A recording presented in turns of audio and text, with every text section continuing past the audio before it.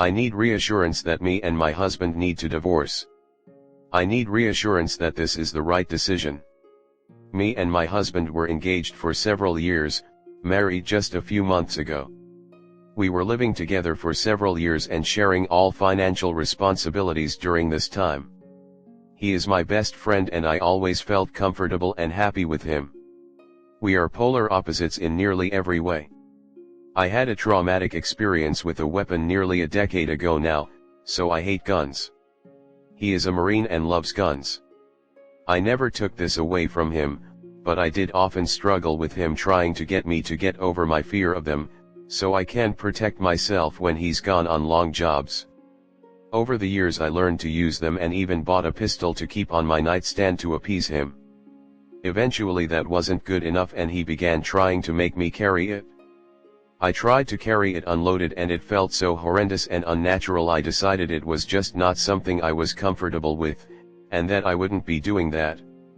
This caused a major argument, where he became so upset he withdrew any conversation/affection for me for about a week, leaving me distraught. When I tried to talk to him about it, he told me I'd be mad too if the roles were reversed and he wouldn't carry a gun due to some stupid little event that happened years ago. Additionally, he got mad at me when he was gone for a month-long job and all I had managed to do was move us into the new house without him and unpack 3 boxes between catching up on normal household chores. I worked 12-hour shifts and had 6 total days off that month. I was exhausted and told him early not much was going to be accomplished beyond just moving our stuff into the building. He got home and quickly got mad that things aren't more organized. Every time I try to talk to him he finds something to yell at me for, or insinuate I've done badly. He thinks I'm lazy for napping on my days off, and he constantly begs me to leave my well-paying position for something better because he doesn't like me to complain about the stress I'm under at work. When I spent a day making a resume and applying for another position he yelled at me because that was our date night day. I tried to explain I figured we'd spend the evening together so he wouldn't mind, but we fought the whole night until we were too drunk to be mad at each other anymore. I've conceded I could have done that on another day but he still holds it against me. He also gets mad when he sees me leave the house on the Ring camera and I don't tell him where I am going. This was never an expectation in our relationship prior to getting a house with a Ring camera. I offered to tell him from then on but he says I was making him sound creepy. I offered to put Life 360 on my phone but he said that was worse. I know he loves me as much as he's capable of loving anyone, and I do love what we used to be. I still even love him when he is acting like the old him that was considerate and doting. I miss so badly the relationship we had a year ago. I was so happy when he proposed. I know it's not healthy to stay. He doesn't respect or understand me despite living with me for years. When I talk to him he denies everything and says I'm projecting onto him. He says I'm the one who doesn't appreciate him, and I'm too sensitive. He blames his behavior on his mental health and feeling of inadequacy, and I told him I don't think he's inadequate. I said I'd be happy to help him work towards being a more independent provider if he really felt bad about it, but he took that badly too. Can someone please beat me over the head with why I need to leave so I don't try to fix this? I can't be this sad anymore. I can't eat or sleep. I developed a kidney infection from the chronic stress. There is so much more but I'm so dazed and sad it's hard to recall it all. Comment. It sounds like he needs therapy for his mental health and possibly medication.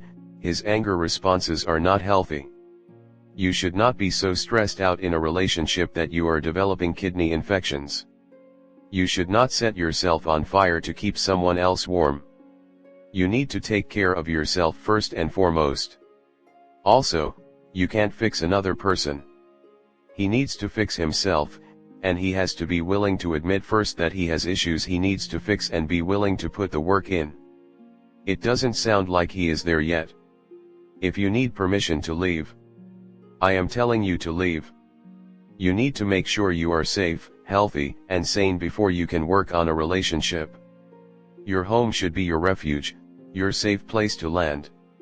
Your partner should be working on his individual issues before working on a relationship. You should likely get counseling as well.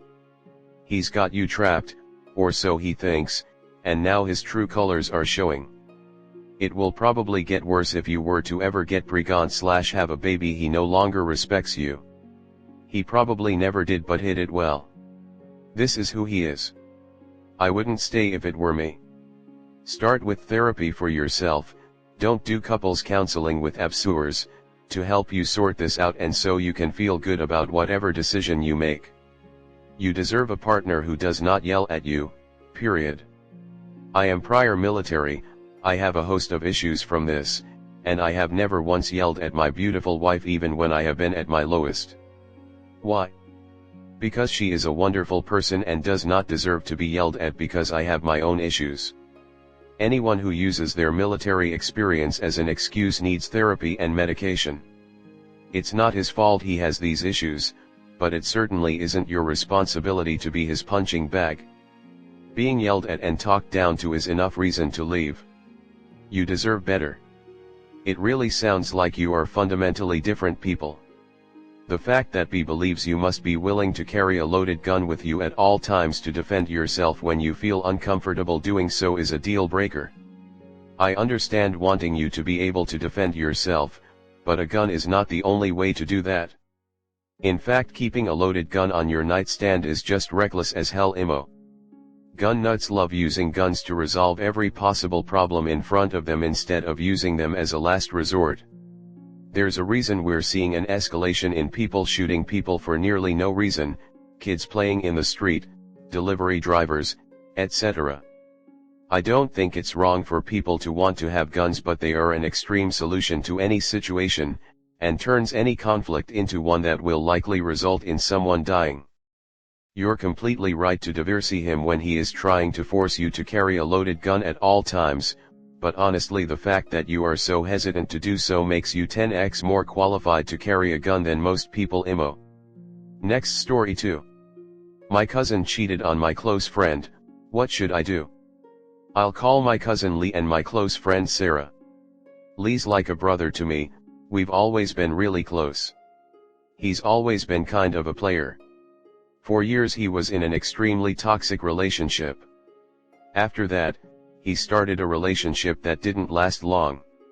When he's not dating seriously, he's casually seeing people. I started to get the feeling he couldn't be without someone. When he met Sarah, however, things were different. They hit it off immediately. They seemed like soulmates and were annoyingly obsessed with each other.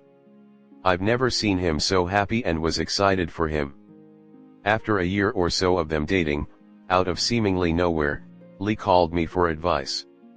He told me he didn't feel the same, locked down, depressed, numb, and he didn't know where it came from or how to properly explain his feelings, but felt like he didn't love Sarah anymore. I tried to help him sort his thoughts and told him to write things down, seek professional help, and to meet Sarah in person and be transparent. A few hours later I received a call from Sarah. She was crying her lungs out. After she calmed down a bit, she explained that Lee had broken up with her through text and only gave vague reasons. I then contacted Lee immediately so he could set things straight with her. I later found out from Sarah that they met and talked to settle things. For the next 2 months Sarah was depressed. Since I was the only person in her vicinity that knew about the situation, she stayed at my place so she could have company and someone to talk to. I was glad to help her get through it since I had gone through a rough breakup not too long ago. Throughout this time we became close friends. I would give her advice and support her when she needed to be heard, and she in turn helped me get through taking care of my dying dog, by taking care of him while I took my college classes. Needless to say, I advised her not to get back together cause that wasn't going to be good for any of them. After those 2 months Sarah told me they had a talk, where they decided to get back together but take it slow. She confessed they fucked after the talk, so I wasn't sure what take it slow actually meant. I decided to not get involved anymore since both dumbasses went against my advice. Lee had a scheduled trip to another country some days after they talked. When he came back he told me that he hooked up with a girl he met at a bar during his trip. My mind went blank for a moment and I asked whether Sarah and him were back together or not.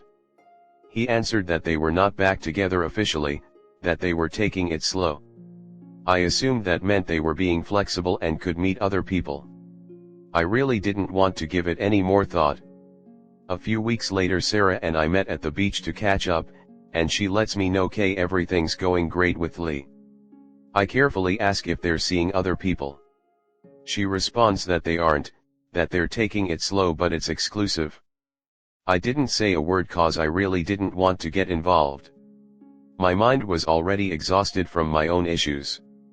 6 months later, last week, she calls me crying again telling me that Lee's not the same, doesn't give the same effort and is always defensive when she brings up their issues, that he follows a lot of girls on Instagram and likes their bikini pictures, and that he's sneaky with his phone and isn't affectionate.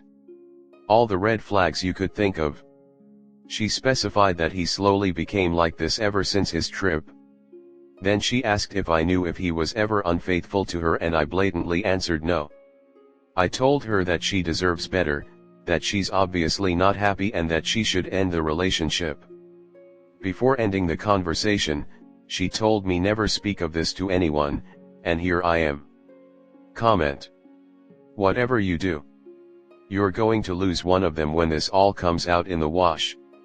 You want to lose the friendship with the person that's been like a brother, or do you want to lose the connection with your cousin? Because one of them is going to expect you to stay loyal and cover, one of them will have expected you to say something to them because you're family and it was the right thing to do. ETA, thought I read family. Either way, my stance remains. Both will expect you to be loyal, you will lose one.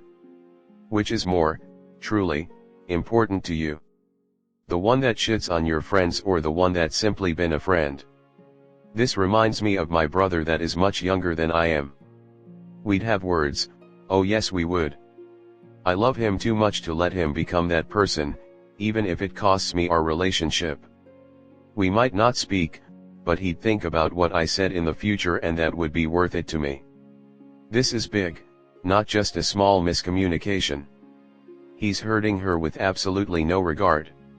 You're the only one who can decide if it's worth it to confront him.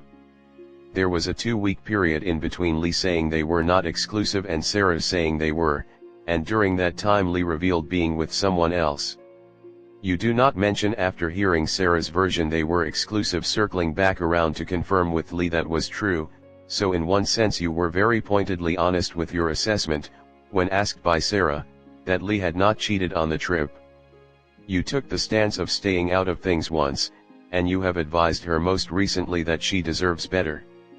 Sarah is the only one who can reclaim her self-worth. If she chooses to stay with someone, despite all of these red flags, when she is unhappy more than happy, and when her closest confidant and Lee's relative is telling her she deserves better, then it really is Sarah's problem alone. I think I would reiterate to her that she is unhappy and that it appears on the surface that Lee is displaying very questionable behavior.